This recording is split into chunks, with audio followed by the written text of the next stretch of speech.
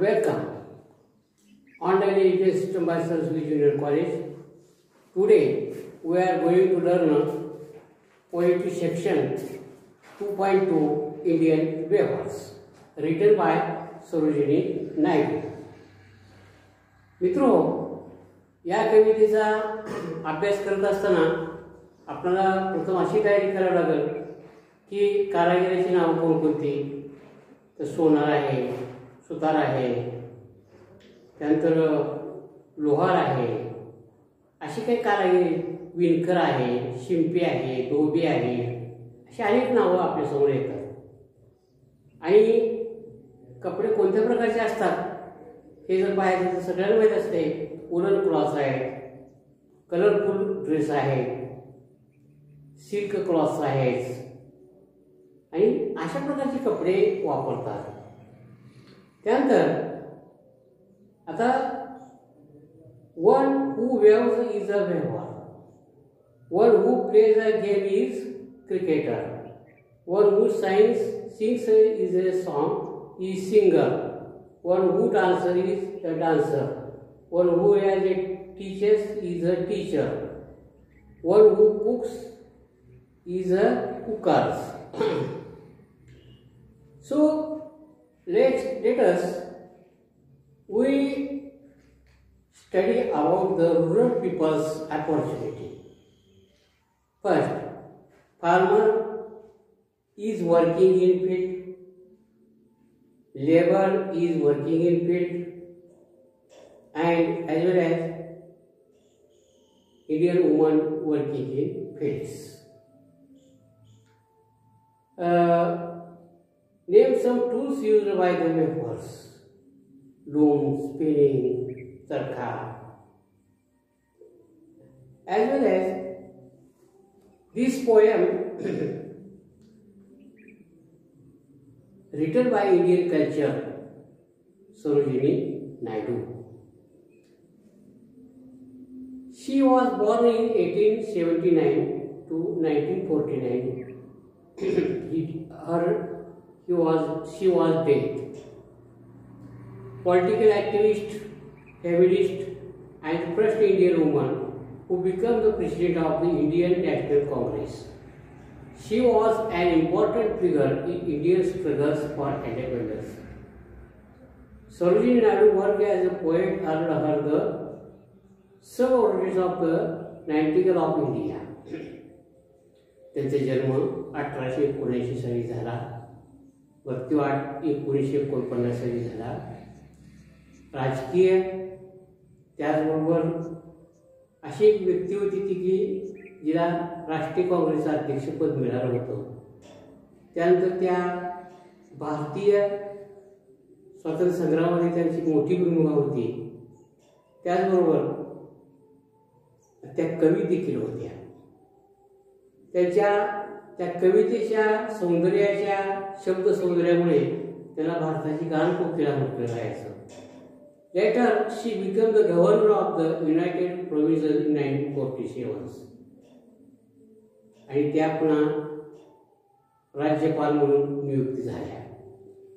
Became the first woman to hold the office of the governors independent India. स्वतंत्र भारताच्या नंतर त्या स्वतंत्र भारतामध्ये स्वतंत्र भारत झाल्यानंतर त्यांचा राज्यपाल म्हणून नियुक्ती झाली होती. Indian weaver is a short poem where the poet talks about 3 types of garment. ही छोटीशी कविता आहे, पण भारतीय संस्कृती दर्शन या कवितेमध्ये घडतं की कशा प्रकारचे कपडे हा विणकर माणूस शिवतो. Weavers wave at 3 particular times of a day each stanza of the poem. त्याला ह्या 3 स्टांजा म्हणजे कडव्या असलेल्या कवितेमध्ये कवयित्रीनं इतकं शब्द सौंदर्य वापरले की किती टाईपचे तो कपडे विणतो आणि कशा प्रकारचे कपडे लोकांना आवडतात, लोकांची आवड निवड, त्याचबरोबर ते कपडे कशासाठी वापरले जातात, कपड्याचा वापर कशासाठी केला जातो हेही तिने सांगितलेले. Each stanza of the poem represents the 3 important events of human life. 3 महत्त्वाच्या गोष्टी माणसाच्या जीवनात आहेत. बर्थ, जन्म झाल्यानंतर 5व्या दिवशी तुम्हाला माहीत असेल की हे आपल्याकडे सटवाई केली जाते आणि सटवाई केल्यानंतर त्या मुलाच्या अंगावर कपडे चालायचा फार मोठा ड्रेस नसतो. एक छोटीशी बंडी शिवली जाते त्याला. ते बंडी शिवायचं काम देखील कोण करतं? शिंपीच करतो, व्यवहारच करतो. कोणी हातावर करतं, कोणी आता मशीनवर आले, आता ड्रेस मिळाले. पण पूर्वी भारतीय संस्कृतीमध्ये हे काम विणकर लोकच करायचे. आणि मग अडल्टहूड, यंग, ज्यावेळेला मोठे होतात त्यावेळेला ते ड्रेस तुमच्या मापाप्रमाणे, अंगाप्रमाणे, डोमदार हे शिवायचं काम शिंपी लोक करतात, व्यवहार करतात. आणि शेवटीचा जो कालावधी डेथ, ओल्डनेस, तोही कपडा त्याच्याकडून शिवला जातो. The colors mentioned in the stanza are very significant as they indicate the moods related to the events. प्रत्येक कपड्याचा रंग वेगळा असतो आणि तो कपडा त्या घटनेनुसार वापरला जातो. हे या कवितेच्या लेखनाचं वैशिष्ट्य आहे. सरोजिनी नायडूंचं लेखन, कविता लेखन म्हटलं की त्या ठिकाणी शब्दसौंदर्याची अगदी ॲस्थेटिक्स आणि पोएटिक डिव्हायसेस याचा संगम तयार होतो. आता या ठिकाणी पहा, आपण कवितेला सुरुवात करूया. ही कविता मी तुम्हाला पाठवून देणार आहे, त्यावर पाहून तुम्ही अभ्यास करा. त्यातले काही शब्द आहेत लिहून देतो आहे, ते शब्द तुम्ही अभ्यास करा. आपण सुरू करूया. इंडियन वेव्हर्स म्हणजे भारतीय विणकर.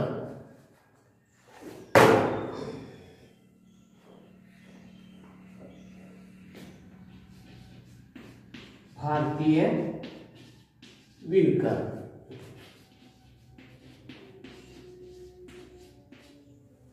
लेखिका सरोजिनी नायडू.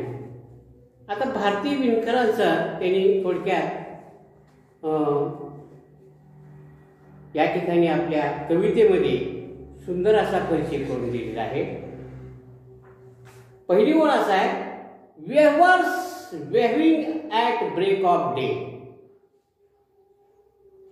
हे विणकरा, दिवसभर तू विणत राहतोस. हे विणकरा, तू दिवसभर विणत राहतोस. Who do you weave a garment so gay?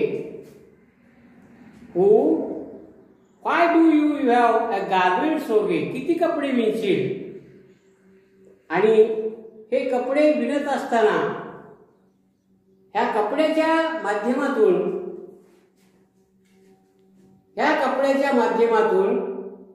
किती जणांना तू अंगावर पोशाख द्यायचं काम करतोयस. आणि म्हणून हे विणकरा, तू किती वेळ विणतोयस.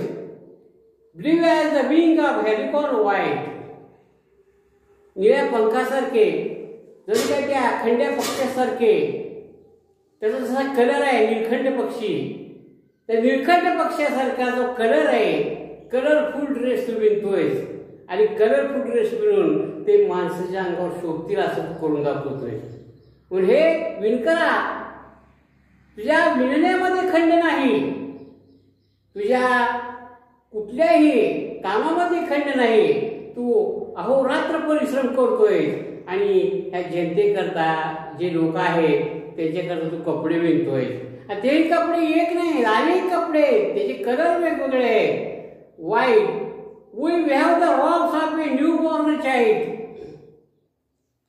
तू जन्मलेल्या लेकरापासून, जे जन्मलेलं लेकरू आहे, 5व्या दिवशीच्या अंगावर आपल्याकडे भारतीय परंपरेमध्ये कपडे घालायची पद्धत आहे. आणि त्या दिवशी तू त्या कपड्यावरती, त्या दिवसाचा कपडा पहिला तू या ठिकाणी तयार करतोय. आणि त्या लहान लेकराचा जो झगा आहे, तो झगा शिवून त्याला देखील त्याच्या अंगावर कपडे परिधान करण्याची संधी देतोय. किती तुझे इथून उपकार सुरू होतात मानवी जीवनावरती. त्याचं पूर्ण ध्येय झाकण्याचं काम ज्या दिवशी या भारतीय संस्कृतीत जन्म झाल्यानंतर कपडे घालायचा दिवस असतो, ठरवलेला असतो. त्या दिवशी तुझे कपडे ते शिवून घेतात आणि ते लहान लेकराच्या अंगावर टाकतात आणि लहान लेकराच्या अंगाला सुशोभित असे कपडे तू शिवतोस आणि ते गोंडं दिसणारं बाळ त्या कपड्यामध्ये शोभून दिसतं. पण हे तुझं अहोरात्र काम चालू आहे. We was weaving a fall of night. रात्रभर मी कपडे विणत बसतो. Why do you wear a garment so bright. किती तेजस्वी कपडे विणतोस, चमकदार, रंगीबेरंगी, like the plumes of peacock. मोरपंखासारखे. मोरपंखामध्ये सप्तरंग असतात तसे, जसं त्याचे कपडे सिल्कचे मऊ, मोरपीस जसं मऊ मऊ असते. त्या जर समजा मोरपीस घेतला आणि आपल्या शरीरावर कुठं ठेवलं तर आपला तो स्पर्श वेगळा वाटतो. तसा कपडा तू शिवतोयस. मोर पंखासारखे तुझे कपडे दिसत आहेत, पर्पल अँड ग्रीन. कितीतरी हिरवे रंगाचे सुशोभित. त्याचबरोबर ते कपडे अगदी सिल्कसारखे मऊ आहेत. We have the marriage wears of queen. एखाद्या राजपुत्रीचा विवाह ठरलेला आहे आणि तिच्यासाठी लागणारा जो शालू आहे, तिचा जो लागणारा ड्रेस आहे, तू विणत आहेस. विचार करा, विणकराचा एवढ्या शब्दामध्ये सरोजिनी नायडूंनी किती सुंदर या ठिकाणी आपल्यासमोर विणकर उभा केला आहे. जन्मल्यापासून, जन्मला की तुझ्याकडे येतात कपडे शिवा. आमच्या बाळाला एवढा कपडा, आमचा बाळ एवढा आहे. आणि तिथून तुझा ज्या पुढचा प्रवास चालू होतो त्यावेळी तुझ्या वयानुसार ते कपडे शिवून देतो. त्यानंतर ज्या वेळेला मॅरेज डे ठरतो, लग्नाचा दिवस ठरतो, त्या दिवशी जे कपडे अंगावर घालायचे असतात ते देखील कपडे तू इतक्या सुंदर पद्धतीने सुशोभित देतो की त्या कपड्याप्रमाणे त्या व्यक्तीचं व्यक्तिमत्व खुलून दिसावं असं तुझ्या या शिवण्याची ही एक सुंदर कला आहे, विणकराची कला. विणकर हा समाज आता तो तसं बॅकग्राऊंड जर पाहिली तर आता ठीक आहे, नंतर मॉडर्निफिकेशन झालं आणि मॉडिफिकेशन झाल्यानंतर वेगवेगळ्या मशिनी आल्या, त्यावर विणकर शिवू लागले. पूर्वी हाताने शिवले जायचे कपडे, माप घेतले जायचे आणि हाताने शिवलेले कपडे लोक वापरायचे.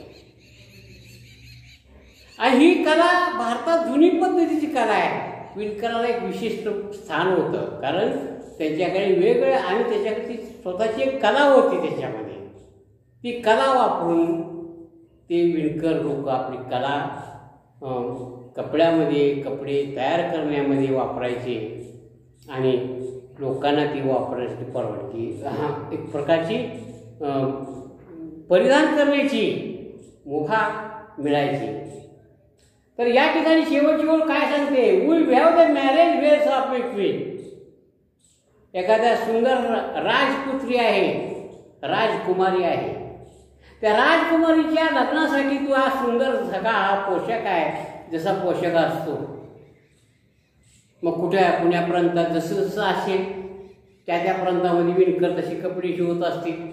महाराष्ट्रामध्ये शालू, तो पैठणी शालू असेल, कुठल्या भागामध्ये रोप्स आहेत, कुठल्या भागामध्ये सिल्क साड्या आहेत. जसे जशा त्या विणकरांनी तयार केलेल्या आणि त्या जसं वधूवराचा पोशाख असतो ते देखील, म्हणजे तुझी सुरुवात आहे जन्मल्यापासून जीवनात पदार्पण होताना तुझाच आधार लागतोय.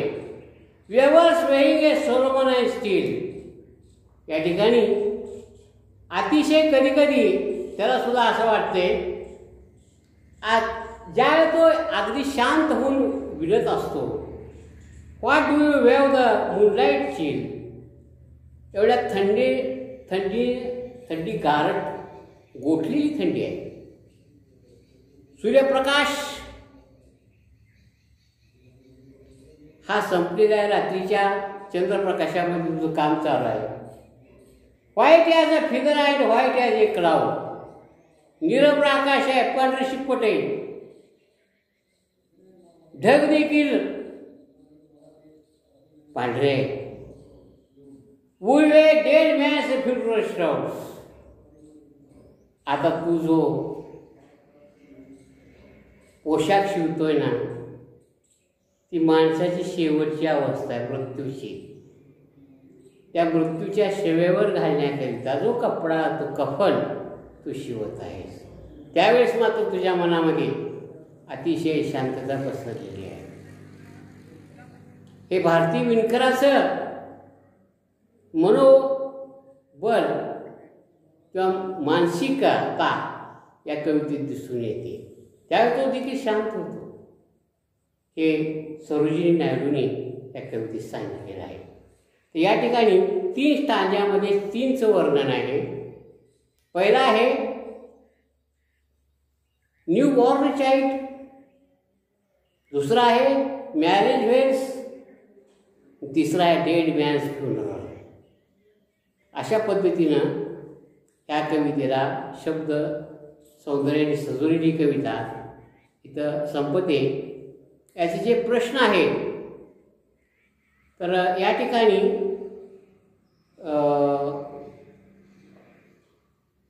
पहिल्या पद्धतीचेच प्रश्न आहेत.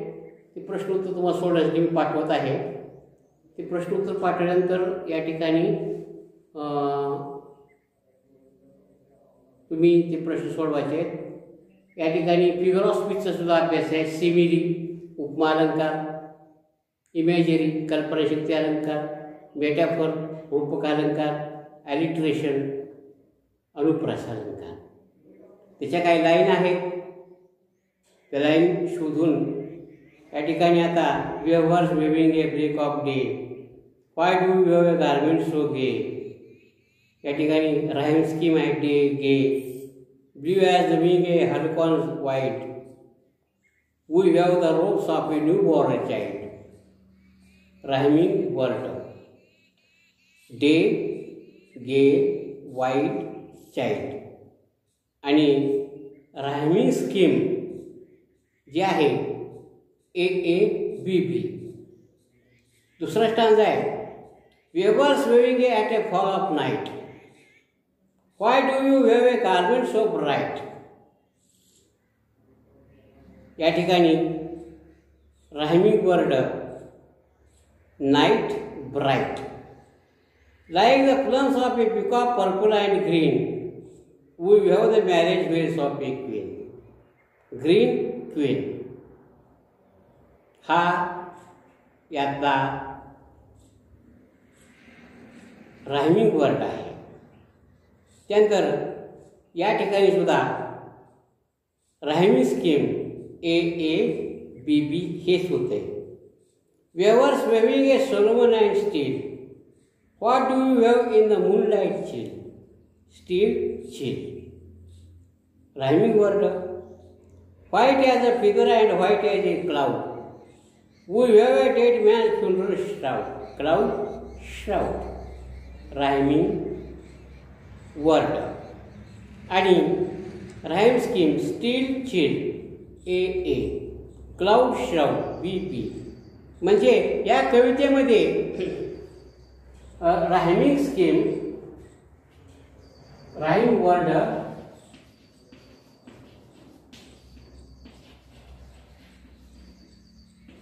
फर्स्ट स्टांजामध्ये day gay, day gay wild child,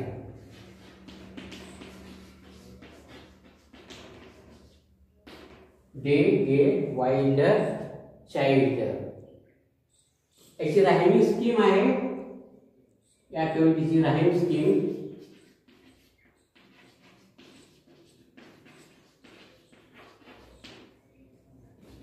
A A B बी.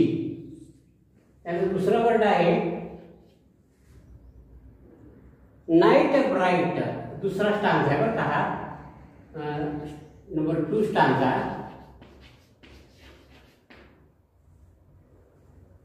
याच्यामध्ये स्टील चिल, स्टील चील,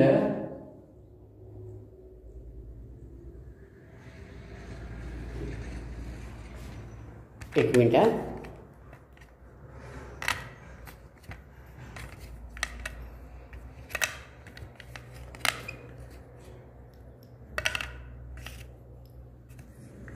तीनची लाईन आहे पुढच्या तिसऱ्या स्टांजामध्ये आहे.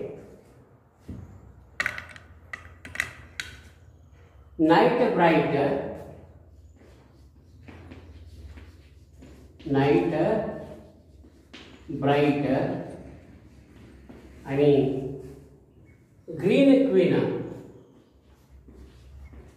ग्रीन क्वीन याचा रायमिंग स्कीम आहे.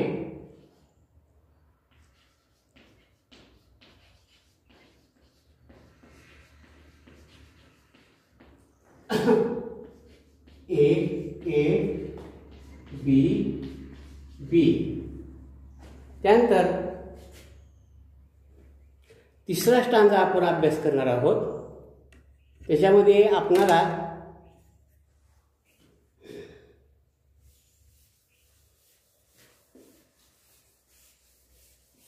राईम स्कीम आणि राईम वर्ड हे शोधायचे आपल्याला.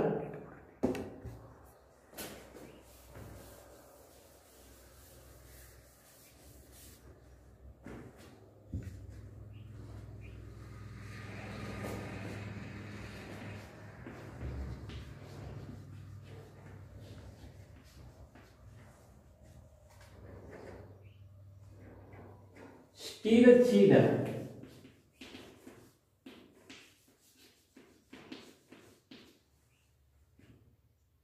क्लाउड श्राउड,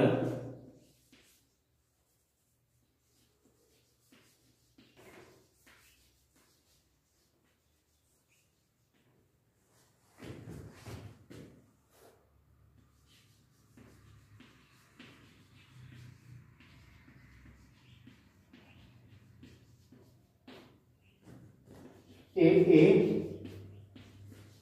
बी बी. अशा पद्धतीनं figure of speech poetic devices मधला हा प्रश्न आहे. आपण या ठिकाणी तिन्ही कळव्याचं या ठिकाणी आपण काय केलेलं आहे, राईम स्कीम राईम वर्ड काढलेले आहे. त्यानंतर या ठिकाणी तुम्हाला काही प्रश्न मी पाठवत आहे ते सोडून तुम्ही मला नंतर सोडून दाखवा. कविता तुम्हाला समजली असेल अशी मी खात्री करतो. जरी काही शंका असतील विचारू शकता तुम्ही. तर या ठिकाणी इंडियन व्यवहार ही कविता संपते.